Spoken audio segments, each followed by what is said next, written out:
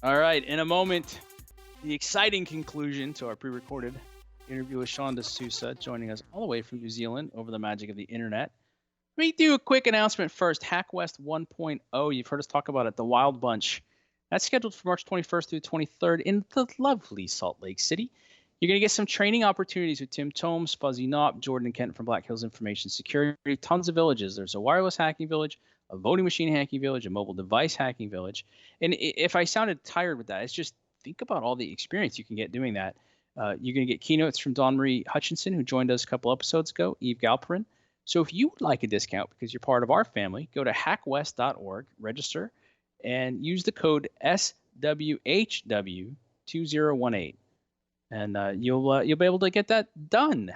All right, it's a good show today, at least for me. I mean, this is fun. Like, one of the things I've always enjoyed about being able to look at all this type of stuff is really trying to understand good companies that are worth taking your risk on or investing in, not just because they're helping you solve a problem, but because it's good for the industry at all. So we're going to be able to bring Will back and dig into more of that, understand what it means to be a good investor and what it means for us to be able to take a look at that. Any insights on today's show, or of course, always happy to talk about problems, value, and value proposition. You can catch me at Twitter at Catalyst. You can hit me up on LinkedIn. A bunch of you sent me notes on that. You'll see I do always try to respond. Let us know what you think of the show, segments you'd like to see, things you want us to do. And then we'll see you next week, 1 p.m. Eastern Time, live on Facebook and YouTube. Have a great week. And now we're going to turn you back over to the second part of our discussion with Sean D'Souza. And as you get to watch this, I'm going to watch it too. Take some notes. Get a little better for it. Have a great week. Now, I've seen you say one of the other banks is uniqueness. And unless I misunderstood, one of the things that you said is, although understanding objections is great so you can overcome them, and testimonials are great, risk reversal is great, if you get the uniqueness right, sometimes that's enough for someone to overcome their hesitancy. Did I get that right? And so then what's uniqueness? Uniqueness it's almost like playing emperor. Let's say you're in charge of a city and you go, what would this city be known for? And you go, I'm going to put in gardens here. Now, it's not known, but in Afghanistan, at one point, Kabul was one of the most beautiful places on the planet. And today it's like a hellhole place, but it was, and they decided they were going to make this place astoundingly beautiful with gardens and stuff like that. And so people went there to see those gardens. You look at something like the Taj Mahal or the Eiffel Tower, and what they're doing is they're playing emperor. They're going, we're going to build this one thing that is going to attract clients. And when you're creating uniqueness, in the Brain Audit, there is an example of a hotel group. I don't know if they're a group or a single hotel. It's called the Benjamin. Now, there are hotels, millions of hotels all over the world, but the Benjamin Group guarantees a good night's sleep. And what they've done is made that their uniqueness. So when you enter, it doesn't just, the uniqueness permeates through the entire thing. So maybe they have great music, maybe they have great food, maybe they have good cocktails, but what they're saying is like, what we're really going to focus on, and we're going to say over and over and over again, is that you're going to get a great night's sleep. So then they give you drinks that give you a great night's sleep, as in, not those kind of drinks, but you know what I'm talking about. not roofied, right? Yeah. Then pillows, you can choose from pillows. They have a sleep concierge. If there are some, the hotel rooms, I think are 8 floors above the ground level, so automatically you have less noise. But if there is the risk reversal is also tied to the uniqueness, which means that for any reason, if you haven't slept, maybe your neighbor was making a racket, or maybe there was construction or whatever, you then cannot, they will give you money back, or they will give you another sleep, or whatever.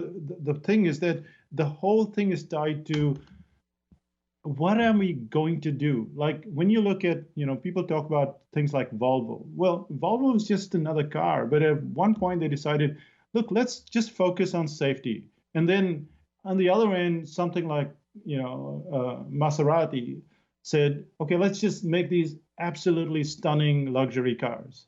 Now, everyone's making a car, but these guys are going, let's do this stuff. You look at this brand called IOSafe.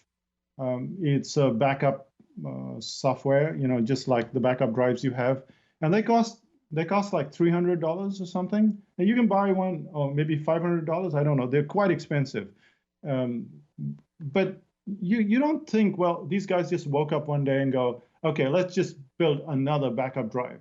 No, you take a road roller and run it over this backup drive, and nothing happens to it. You throw it in the water, and you keep it there for 2-3 days and nothing happens to it. You drop it from the top of like 7 floors, nothing happens to the data.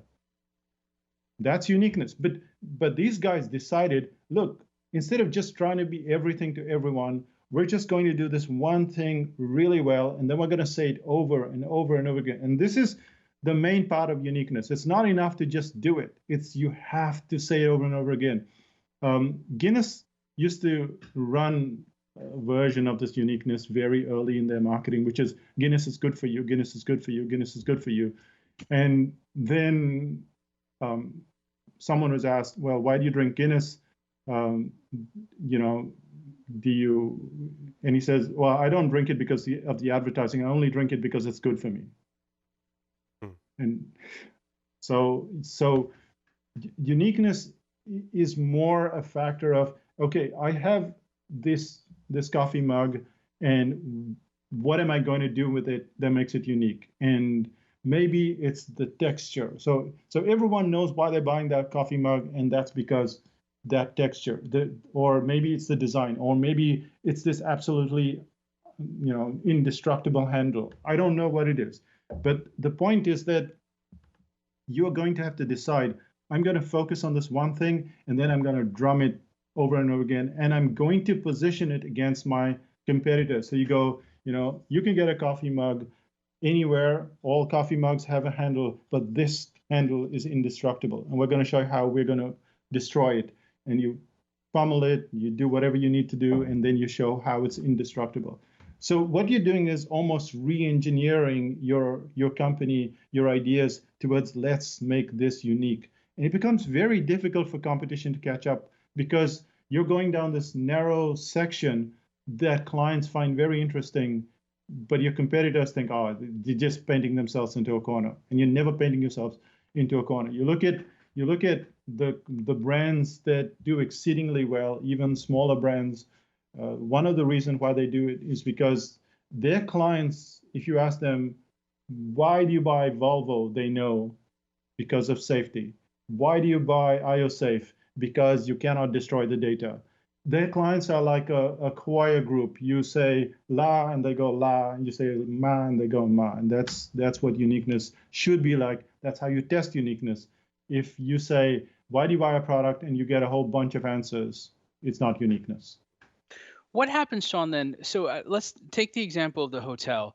I've done a bit of traveling in the last couple weeks, and I've been amazed at least 3 of the hotels upon check-in have said, and we have a custom mattress, so you're going to get a great night's sleep. Now, it's not their uniqueness. It almost feels like they're trying to copy somebody else's uniqueness. Like they read about the Benjamin and they said, oh, they must be doing really well because they told people to get a good night's sleep. We'll tell them the same thing. Oh, and we'll put a card on their bed so they can also order one, and we'll make some money off it. And that's kind of what it felt like. I didn't feel like I slept any better or worse. Certainly wasn't why I picked the hotels. Do you find that people try to copy other people's uniqueness? And is that something that you should be worried about when you're trying to define your own uniqueness? Or no? So when everyone's going to copy stuff. As soon as you get successful, they're going to copy it.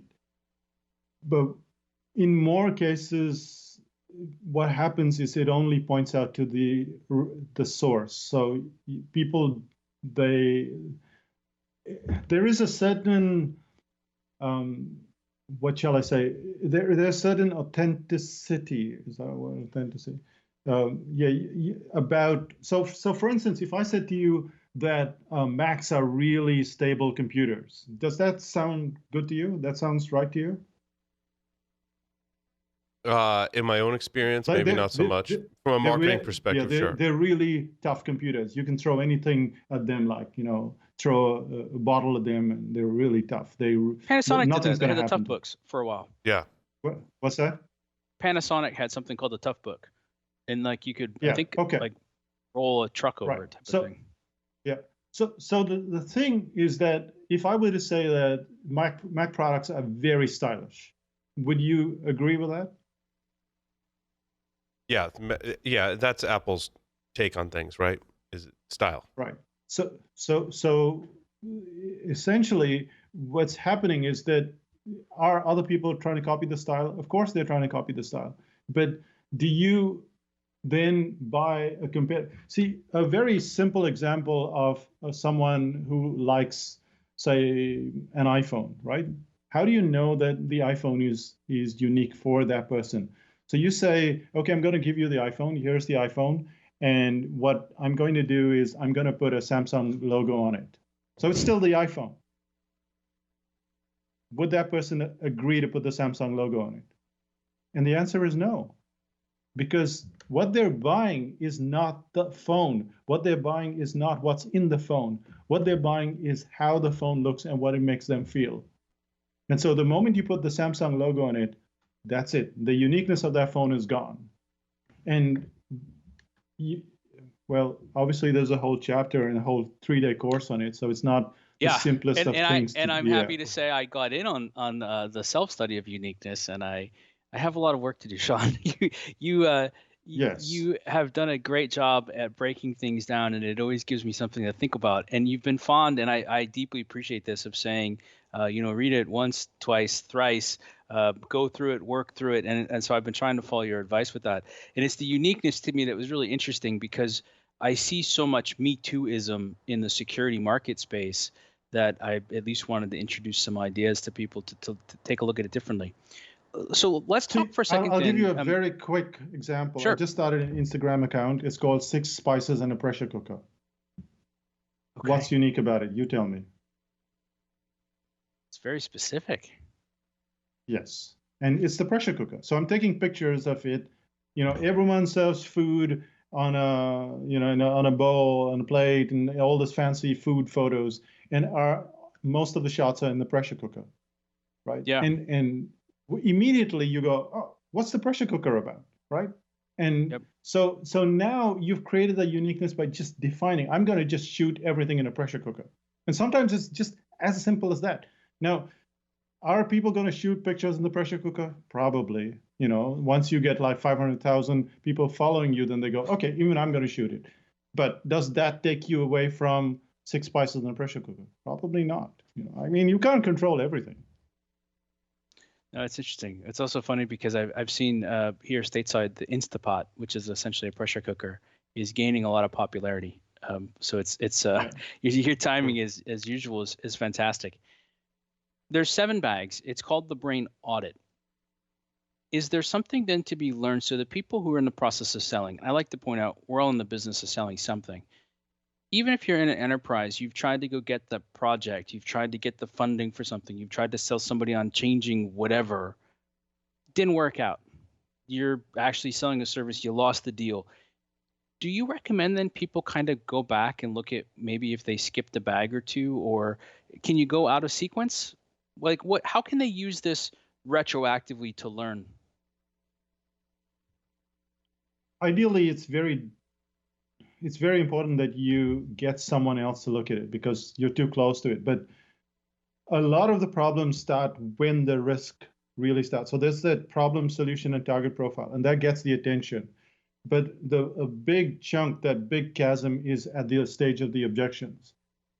People have specific objections, like 5 or 6 objections to buying any product, any service. And if you don't tackle those objections, and you don't answer those objections, and you don't bring up the objections, and this is what even Chris Voss talks about when the FBI is negotiating. Those terrorists, they're going to kill 20 people. right? But they have specific objections. They have certain things that have. There's no like, oh, I'll come back and tell the boss I didn't sell this. Those 20 people are going to die. So you have to tackle the objections. And I know that I should be promoting the Brain Audit, but go and read Never Split the Difference as well, because he's talking about the same thing in a different atmosphere, which is you have a problem, you have a target profile. That's the terrorist. What problem are you trying to solve? What is the problem? What is the solution? What objections does the terrorist have? Of course, there are no testimonials, but we fall apart there a bit. Yeah, but it's interesting though, because there is a just risk talked reversal. about this. They have a risk. It's like, I have these people. I'm not going to be able to walk out of here. They're going to kill me. So what's the risk? And then why should I deal with you of all the negotiators? Everyone's talking and stuff. Why should I? So it's the same thing with the FBI as it is with selling a $29 product online or any product for that matter. Well, and what I've loved Chris Voss's work is you ask, well, how am I supposed to do that? Which puts it back on the other person to answer the questions. But what did you just say? How do you figure out the target profile? Go find the one you like and ask them the questions. They'll give you the answers if you ask the right questions, right? Right. And that's exactly what I did yesterday. Seriously, I mean, I asked him that. I thought, well, the answer to how am I supposed to do that is like, I don't know, you go and figure it out. But they never do that. They always tell you how you're supposed to do that. The target profile tells you how to sell your product, what are the objections, what are the risk reversal, what kind of uniqueness would be ideal for them. And then, having done that, this is the kind of testimonial I would give you.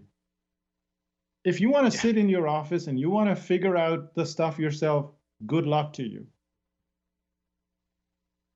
Yeah, I love that. I love that completely. So then, when is the right time to think through the 7 bags of the Brain Audit? Do you work through them in sequence, or as you're like, I'm thinking about creating a new service and offering.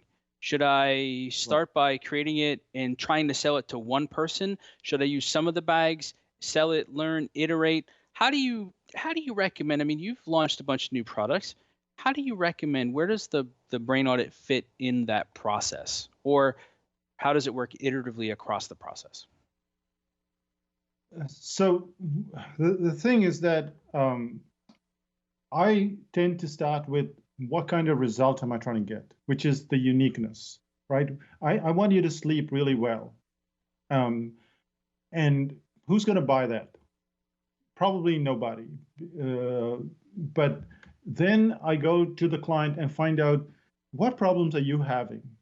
And they go, when I travel, I have this. And then I try and match that problem with the uniqueness. And I go, often when you get, so supposing that problem is like, when I get to a meeting, I'm often very edgy or whatever. And you go, when you get to a meeting, are you very edgy because you've had a bad night's sleep? So you go starting from what result you're trying to get to what problem they're trying to solve, and you match the two, and they match. It doesn't matter what it is. Whatever that uniqueness is, it will match with their problem. And that's where you start, if you're just doing it by yourself. If, on the other hand, you go to the target profile, you already, so this is like, I don't have a client, I don't know what to do, I don't know what the product is. So for instance, we have a product called dartboard pricing. If I decide, okay, who's going to buy this product? I don't know. So maybe I'm just starting out, I don't have a client, I don't know what to do. So I go, what result am I trying to get? The result that I'm trying to get is that I will help you increase your prices by 10 to 15% in the next 24 hours. And then what problem am I trying to solve? That, the person says, oh, the problem that I'm trying to solve is that when I lose clients all the time. So then you go, okay, are you losing clients because you raise your prices? How can you increase your prices without losing clients? You take the result, which is your uniqueness, match it to the problem. If you already have a client, they're going to tell you what's the uniqueness, match it to their problem. It's not very sophisticated, but it is simple. Or rather, it's not very simple, but I won't say anything. Sean, that was one of my questions is, what are the kind of pros and cons of doing some of these interviews to develop your problem, learn the objections. Like, do you focus on people who are not clients yet, or people who are clients? And what are kind of some of the pros and cons to interviewing both those parties? My feel, I mean, this is not an exact science, but what I've done in the past is try and find people who have the money and have the need, have the money, and have the like have the need, have the money, and are good clients, or have the potential to be good clients. If they don't have the need, they're just going to come up with random problems. If they don't have the money, they're really not in that position to make that monetary decision. And if they're not good clients, then you're just going to attract bad clients. And who wants that? I mean, you don't want nasty people. So at the very least, they should have that specific need, which is, oh, what happens if there's a fire here and all our data goes? So they have the need, but then you go, now this data thing is like $500. How are we going to deal with it? So they have to have the money and have the need, and then it's always a bonus if they're good clients in the first place. Did that answer your question? Yeah, no, I think that's a great kind of criteria to think of whether they're an existing client or a potential client, is the need and the budget. And certainly we deal, Michael and I deal with that all the time on multiple fronts. So yeah. You guys look like you've run out of questions. Unfortunately, I have a ton of questions, but why don't we wrap it up with this? I mean, Sean, as you know, any chance to engage with you is one I'll take. Somebody who has not yet picked up the book, despite us suggesting it, and they can get it at Amazon, they can get it at your site at psychotactics.com.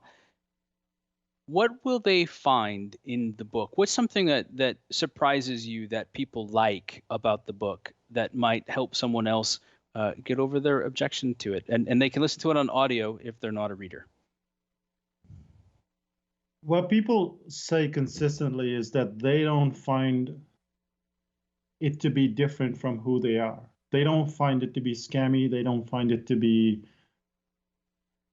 different from who we are as human beings. So they almost immediately, they find very little to disagree with the book, and they can see the logic.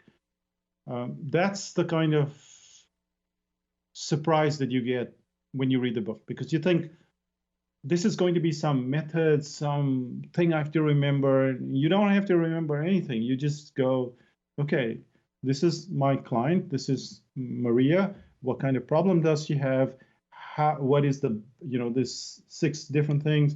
What is her biggest problem? How do I solve that problem? That gives me the solution. What are the consequences of not dealing with that problem? This is what happens. Then Maria goes, okay, so we're going to buy your product or your service. But now she has some objections, which is what we do when we go to buy a refrigerator, for instance. We go, what problem do we have right now? The refrigerator is, something is leaking. We have to go out there and look for it. Then we go, oh, we have this objection with the size, the price, the blah, blah, blah. Then we have testimonials like, who else has tried this refrigerator? And then we go, what is the risk reversal? What happens if this one starts to leak as well? And then we go, what's the uniqueness? Oh, this company deals with very stylish refrigerators. So I can get all different types of refrigerators, but this company looks really stylish in my kitchen. And we're doing this every day. So when you look through the Brain Audit, you go, that's my life. Sean, when we look at all of the wonderful, helpful tactics that are in the book, one thing I was thinking about is if you do all of that and you think about that and you lose a sale to a competitor, what kind of learning opportunities does that present? Can we learn something from that, and how do we make that into a constructive conversation, or do we just ignore it altogether? I would speak to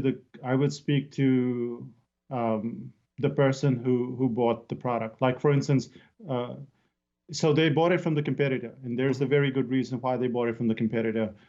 And it's most salespeople will tell you that it's price based, and it's usually people in the absence of precise information, people make a decision on price. So you get 2 cups of coffee, and you don't have the information that 1 cup of coffee is better for you in some way, then you're going to choose based on price. One is $5, one is $10. Why would I buy a $10 coffee? Well, coffee sells for $50 a cup.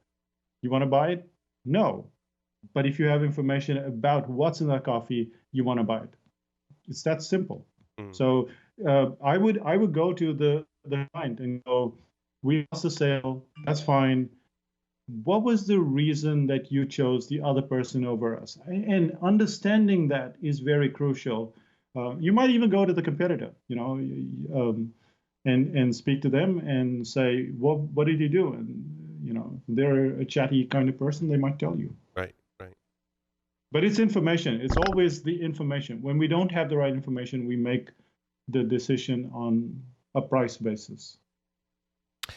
Sean, I wanted to get some of your thoughts quickly on one of the most frustrating things when I've worked with folks in a sales capacity, even with things like guest booking and things that we do here, and even outside of my own business, is you're in a sales process and all of a sudden communication stops.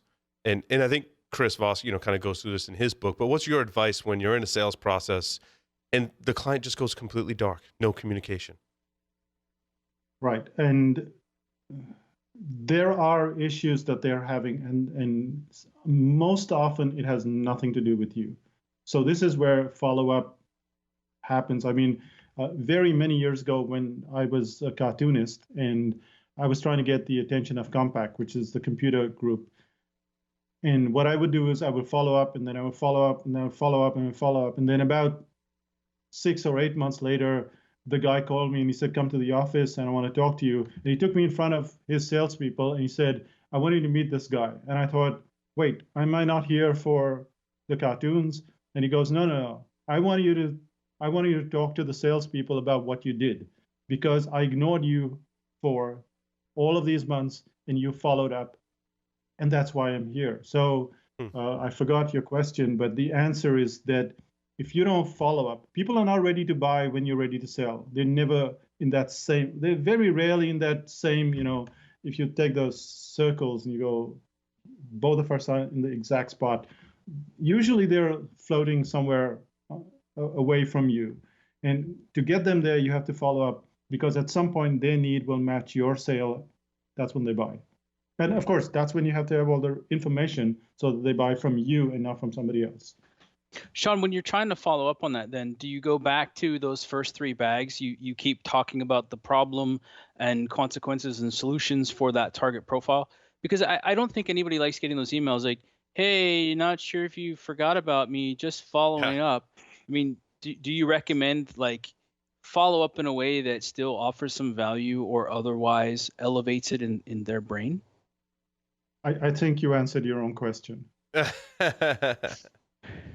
Yeah, I mean, we get a lot of silly follow-ups. I mean, Paul and I trade the notes. moment it's crap, you can call a company and there's a voice that says, "Oh, please enter your phone number and we'll connect you."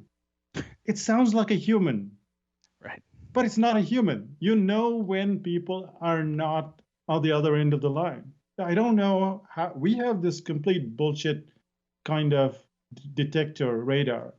And the moment you start to do stuff like that, they just know. Yeah.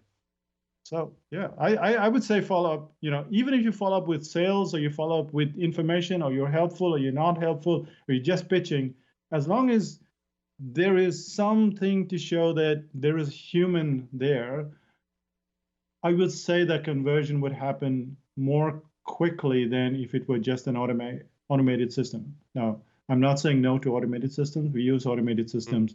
But even in 5000 BC, which you remember, a client was just about to leave. And my wife, Renuka, she emailed him and she said, you've not been using the system. And here's how I would suggest you use the system. Go and I will get a buddy for you. And that's what, and he's back. So this is a person who's saying, I don't want your service anymore. I don't want you to bill me anymore. and the situation has changed. It's a different type of follow-up. You can't do everything with automation. No, I think that's great advice. Human follow up. I also feel like humans feel like there's a line between persistence in the sales process and annoyance. But what I Yeah. hear you saying is it has to be more of a human message that happens, because if it looks more automated, they'll be more annoyed. Yeah, I mean, you look at the newsletters that you get every day, and you kind of know, the stuff that you get in Messenger, and you know which ones you go like, this is really annoying. And it could be the same message, but there's something which is automated there. And as I said, automation is not a bad thing, but you have to use it as sparingly as possible. Because again, when we go back to Chris Voss, and I hope Chris Voss listens to this at some point, considering I how hope much so I'm too. I hope so too. Yeah, he keeps saying, the key to negotiation is not to win. The key to negotiation is to listen and to get the information. And the Brain Audit says exactly the same thing. Go to your client, speak to them, listen, get the information, replay the information. They buy the product. Big surprise. Big surprise, right? Why should it be a big surprise? Michael, This is the closing. kind of thing I got to like take notes and then go back Absolutely. and take notes. And it's been a real treat. This has been fantastic.